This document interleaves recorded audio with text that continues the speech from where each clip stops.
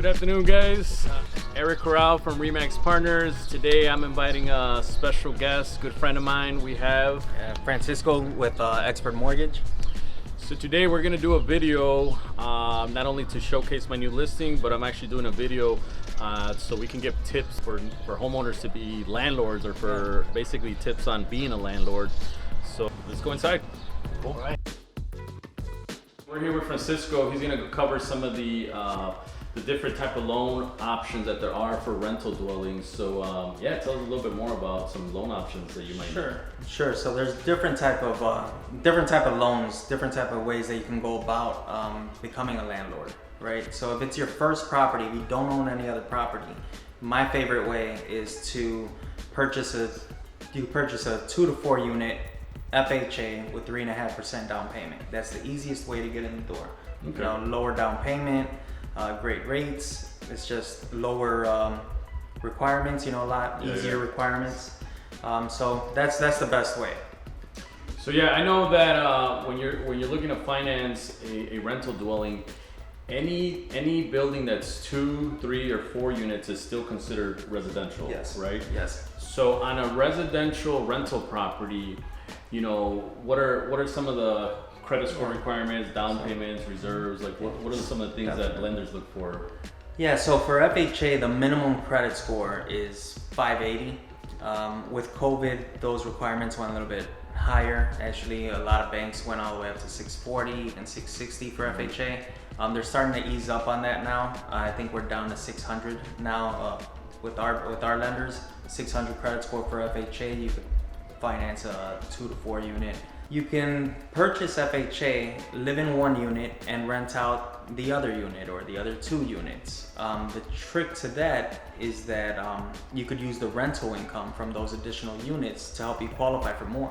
What FHA allows is we use 75% of the rental income. So let's say, for numbers' sake, you're gonna rent out one of the units for $1,000. FHA will let you use $750 of that as monthly income. So if you make $2,000 a month, now it's like you make $2,750 a month. So you can qualify for a little bit more. So I think that's huge, because a lot of times, when you get a pre-approval, a lot of times the pre-approval comes with just for single family homes. Right. But it's important that you talk to your lender if you're looking to get a rental dwelling, so that we can calculate how much of the market rent you can actually add to your normal income. So FHA is one of the ways that you can purchase a multi-unit building. We covered a little bit about FHA. So Frankie, tell us a little bit if in the event that we're going to go conventional financing or more for investors, like if it's a second or third home, what's needed for investors? Yeah, so you could buy the property owner occupied still with 15% down on a conventional loan. If you're an investor, meaning that you already own a property and you're going to use this property just basically to rent out the whole thing, then the minimum down payment would be 25% down. And you need about at least 6 months reserves. What that means is you need 6 months of the mortgage payment in your bank account on top of the down payment and closing costs in order to qualify for the loan. Yeah, I think that's huge to understand, because a lot of clients, they think that, just a down payment, 5%, 10%, 25%, but they don't understand that a lot of times part of your closing costs, you still need to have additional reserves, which is important, because even as an investor, the more reserves you have, the better situation you're going to be in for improvements, for a rainy day, if you have any type of vacancies. So we're going to talk a little bit about screening tenants, which I think is one of the most important things that landlords should know how to do, is how to screen an actual potential tenant. All right, so the second thing that I want to cover, and I think is very important for all landlords to know, because they will come across this, is how to screen a tenant. Right. So here, Frankie, obviously he's a landlord himself, so tell us a little bit about what you do, when you put your for rent sign outside and you start getting phone calls, or if you advertise to Zillow, what do you do to screen some of these potential tenants? Well, the first thing that I do is check their credit. Okay, so I want to make sure that they have a decent credit score. I put my requirement at like 640. I have accepted renters with lower credit score with other compensating factors. they make plenty of income, or credit score doesn't tell you the whole story. Right. Likewise, number one, I look for at least a 600 or higher credit score. When you talk about pulling credit, obviously you're a loan officer, it's easy for you to pull credit, but for a typical landlord, what advice would you give to pull credit? I know I've used like Smart Move, but and I believe Zillow has a credit option, don't they? A screening thing? I believe they just recently started. They give an option for tenants to pre-screen everything, and I think they run your credit. What resources have you used to pull credit? Well, I've used smartmove.com, and they pull the credit for me, and I basically take a look at it. You want to make sure that there's no derogatory items. Everybody seems to have collections. Medical collections. I don't really care about those. We hope not everybody. right. But I mean, there's important things, right? Like medical collections, I don't really care about. A lot of people have medical collections, but you definitely don't want rental stuff. Like evictions. Evictions. They're late on their credit cards, late on their car payments. Well, actually, it's funny. People will be late on everything except their car payment. Yeah, right. You don't want to get your car repossessed. Yeah, that's what happens. People will be late on rent but not their car payment. So I'm big on smartmove.com. That is a personal website that I use because it not only does it allow you to pull credit, it actually allows you to check background. So I think that's huge. Like what do you look in background? Like obviously evictions, things like that. Yeah, evictions. I don't know if you get arrests. Like any type of legal judgments. Number two, let's talk about income. What do you look for income for tenants typically? I like the income for everyone that's working that's gonna rent the. Okay. Yeah, I like the income for anyone that's working that's gonna be on the lease to be at least 3 times the rental. Yes. Yeah, no, I agree. So what he means by that is anybody that's maybe 18 years or older that's being included in the rental application, he basically wants that you want to see that those people are working. Obviously, you can't discriminate on the type of job that they have, but you do want to look for income. Whether it's a W-2 income, like how would you prove like self-employed income? Well, ask for their tax returns actually. Tax returns? Yeah, I want the tax returns, or I've had tenants before that don't file taxes or self-employed get paid cash, so I ask for their bank statements to see how much they get a week or a month to make sure that they're qualified to pay rent. Income is definitely huge. You want to see that your tenants, whether it's an individual or it's a couple, you want to see that their combined income equals at least 3 times the rental amount. So if it's an apartment for $1,500 a month, you want to see a total of at least $4,500 in total gross income. Like I said, self-employed, you want to look at tax returns. So income is huge. What tricks do you do to verify employment? What do you have typically? So as a loan officer, I just basically send them the same verification of employment that the banks ask for. Okay. Start date, end date, salary info. Okay. I ask for all that. Yeah, I personally, I ask for bank statements from tenants. If they get direct deposit, if they have Social Security, it's very easy to track it down on the bank statement to see that the income that comes in. Pay stubs for sure. You definitely want the most recent pay stub. If the most recent pay stub they can give you is 3 months old, it's not a good sign. It's a red flag, absolutely. What other things do you tend to collect from tenants? Like what else do you ask? So we've covered credit, background, pay income. Is there anything like resources or references? Yeah, references from landlords. Okay. So I ask for their past landlord's phone number. I'll give them a call. If I can, I'll go over there personally because it may be their friend. Posing as a landlord. I think references are huge. If you have a great relationship with your previous landlord, typical tenant will not hesitate to give you their landlord's contact information to, as a resource for, as a referral or a reference to give a good recommendation for them to be able to rent the apartment.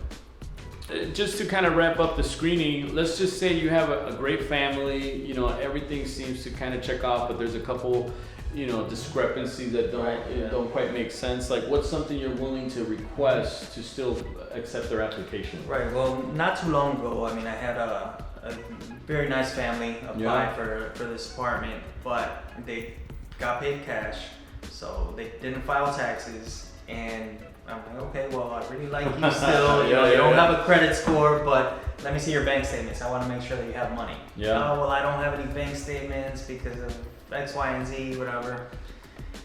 You know, so I tell him, you know, you're really making it hard for me. Yeah. You know, and he tells me, well, what I do have is 3 months deposit. Okay. I want to take that. So, you know, if somebody stops paying you rent, you know, it's going to take at least 3 months to get them out of there. So Yeah. 3 months deposit, I felt very safe with that. I took it. Haven't had a problem with them. He's been there over a year.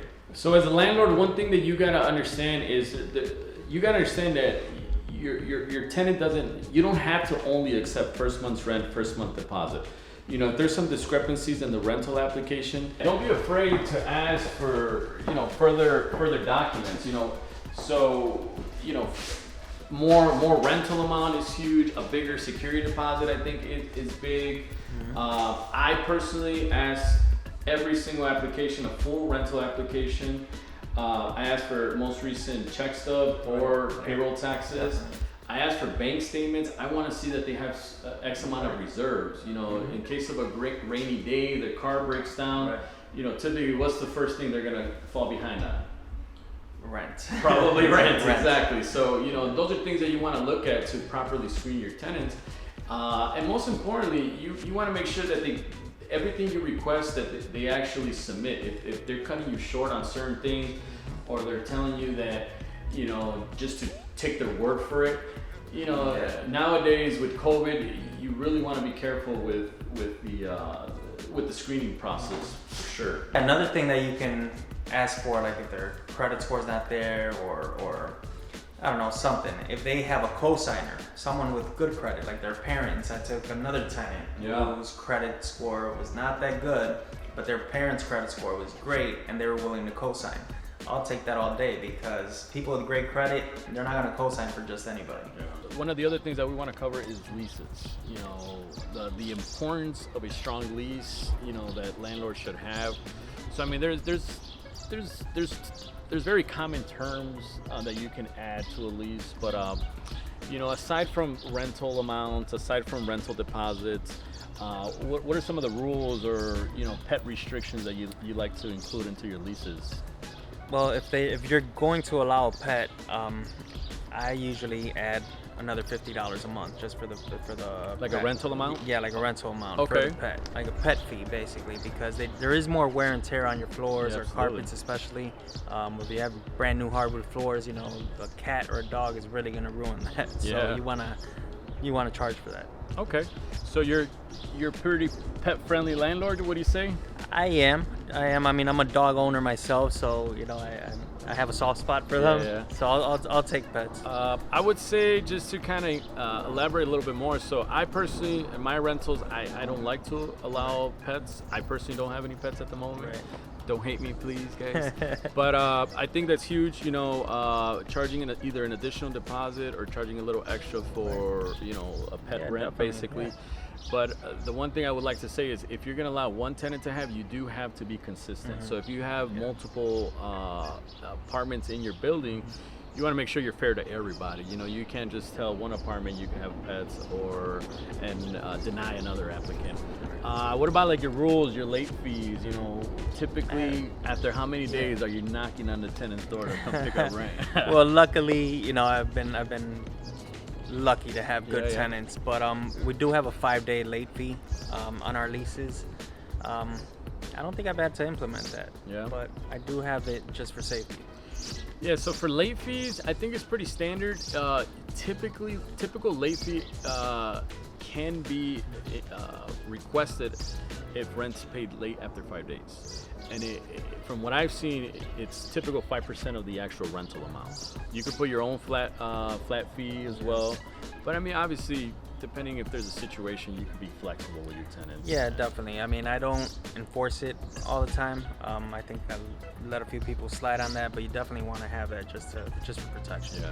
And keep in mind, guys, this is a business. Being a landlord is a business, so you do gotta enforce some rules when needed. So don't be afraid to enforce the fees, the late fees, because I will tell you, once something breaks down, tenants will not hesitate to request repairs and things like that, which you're supposed to fix. What other rules would you say you like to enforce or you like to include in your leases? One of the things that I included in my leases, just thought about this scenario, is you want to be very clear of the areas that they can use and the common areas, that shouldn't be cluttered. I had a tenant one time just fill up the back porch with tools and like an engine. He was a mechanic, and I had the backyard full of old tires and stuff. I had to bring it to his attention a lot of times. So I do add that in my leases now. All your stuff is basically going to go in the apartment, nowhere else. So yeah, typical leases, you will cover, if the landlord is going to be cutting, the lawn, if you're going to be taking care of the landscaping, the cleaning of common areas. Obviously, to a certain degree, there's responsibility from both the landlord and the tenant. But again, just like you said, that's important. You want to be clear on certain things, like what areas can be used by certain by your tenants. But I think landscaping, snow removal, I think those are things that you also want to include in your lease to make it clear on what's included in the actual rent. I guess to kind of wrap it up back to leases is you also want to be clear on utilities, what's included. For the most part, what's common for tenants to pay, what's common for landlords to pay, what do you say? Well, tenants typically pay for their own, light and gas. Yeah. The homeowner is usually responsible for the water bill because there's no way to separate that. But if you have separate gas meters, separate electrical boxes for each unit, separate ACs. Yeah, separate ACs. Typically, the tenants are responsible for that. It's just when you have like the basement gas hooked up to the first floors and you're renting out, and you're renting out the basement, then obviously you as the landlord would probably pay for the heat because you can't. There's no way to separate those two. I think that's one thing that if you're going to be investing and purchasing a building, become very familiar on who pays what utilities. Because some of these older buildings here in Chicago, they might have radiant heat where the landlord pays the heat. So those are things that you got to factor in when putting a price to the rental amount for the apartment. So like for example, this building here, you got your 3 meters. You got 1 meter for first floor, 2nd meter for second, and then there's a 3rd meter for common areas. So common areas it will be typically the responsibility of the landlord. If you don't live in the property, and I just recently learned this myself like a year ago, if you don't live in the property, you must, and you're going to hold a security deposit, you must put it in an interest-bearing account for each tenant. And don't touch it. Don't take $1 out and then put $1 back in, because the rules are very technical, and a good real estate attorney will eat you alive. The fines are huge. So actually, just to be on the safe side, I don't take rental deposits anymore. Okay. I don't. I charge a move-in fee. So if you want to look a little bit more into it, that's basically called commingling funds. You cannot include your a tenant security deposit into your personal accounts. You do have to open a completely separate account that's it accumulates interest over time. So that's one of the reasons that in the city of Chicago it's so common that instead of holding deposits, they're actually collecting move-in fees, which, just to kind of wrap it up, what would be a pretty common move-in fee on a 2-bedroom apartment, would you say? Move-in fee, I charge like $500. $500? $500 non-refundable move-in fee. And you don't have a security deposit, so that basically takes care of the wear and tear that you might have on the apartment. So keep in mind, guys, security deposit, it's not something for tenants to live off of. It's something to hold as security, in the event they move out, there's broken doors, things like that. So I mean, it's kind of a touchy subject with security deposits, but I guess the best advice I could give is, for you to get an estimate, just have a GC maybe give you an estimate of some of the repairs needed, and just try to be fair. Don't try to overprice some of these repairs to your tenant. But once your lease term's over, typically how long does it take you to return your deposits to your tenants? I usually return it within 1 week. Okay. Don't know what the exact guideline is, but I believe it's within 30 days. Okay, there you go. If I'm not mistaken. 30 days. but- Yeah, you have time to review the Yeah. dwelling and make sure that there's no additional damage. What is it again that you were saying about if you live in the building? What's the rule there? Right. So one thing I found out is if you live in the building and you're renting out one unit, then that rule about Commingling funds. commingling funds does not apply. You don't need to put the security deposit in a bank necessarily. I did not know that. All right, so now let's cover. We're coming in. So, as a landlord, there's certain responsibilities you have. Some of the responsibilities you will have will be keeping the building clean. Having improvements done in a timely manner. So obviously we were outside. So I would say, what's one thing? Are you the type of landlord that you do a lot of the improvements yourself, or do you have a handy guy to cover some landscaping? Like, what are some tips that you'd say that to keep up with the upkeeping of the building? Yeah, definitely. Well, I have a handyman, a contractor, a friend of mine on hand all the time. Come on, break to the front. On standby. Anything that goes wrong with the building, like a clogged toilet or something. Yeah. I have his number. I have him readily available.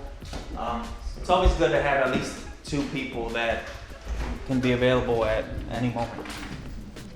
Okay. So you have a handy guy that you recommend, or like, are you the guy cutting? I don't want him to get too busy. So Are you the landlord cutting the grass, or? Yeah. Well, actually, I have a landscaper that takes care Okay. of my buildings. Yeah, because it was just too much. I started cutting the grass myself, and God, this is too much. It's always good to pay somebody. I would say, depending on obviously how many properties you eventually own or own already, I think it's very important to have, number 1, a good landscaper. Number 2, somebody that's going to do your snow removal. You want to make sure you keep your common areas clean. The last thing you want is any type of lawsuit or anything, if somebody slips or whatever. And number 3, have for sure a handy guy. Like Frankie said, if you got a clogged toilet, you got a leaky faucet, you name it. Just during vacancies, you can have somebody that could clean up your place. So just to kind of finish up, during vacancies, what's the number 1 thing you want to do to freshen up the apartment, to put it back put it back to rent? Oh, well, I typically always do a fresh coat of paint. Yep. It always makes the apartment look a lot nicer, a lot better for future tenants. Okay. And that's it. Basically patch up any holes, any nails that the previous tenant did to the walls, and that's pretty much it. I haven't had any tenant really mess up the apartment that bad. So. Okay. Does that make sense? Yeah. I think one of the things that I also like to do, every year is I do a service on the furnace. I have an HVAC guy come out, clean the inside of the furnace, change the air filters. I try to look for this the replacement of the smoke alarms, carbon monoxide, things like that. So, like Frankie said, you want to keep up, clean the place up. Fresh coat of paint will go a long way. But yeah, little by little, you will start meeting, people that can help you out with improvements, repairs. Yeah. So I would say keep a notebook handy with your trusted handy guys. Definitely. Yelp. I met some really great people on Yelp actually. So Yelp is a good resource for electricians, plumbers. You can see their reviews. I like using Yelp myself. Yeah. There you have it, guys. Some tips on being a landlord. If there's any specific questions that you guys feel want to get answered, for myself as a realtor, for Frankie as a loan officer, feel free to, comment below. Again, my name is Eric Corral from Remax Partners. Francisco Frankie Tafoya with Expert Mortgage. So yeah, feel free to subscribe to my channel for future tips and tricks on being a homeowner.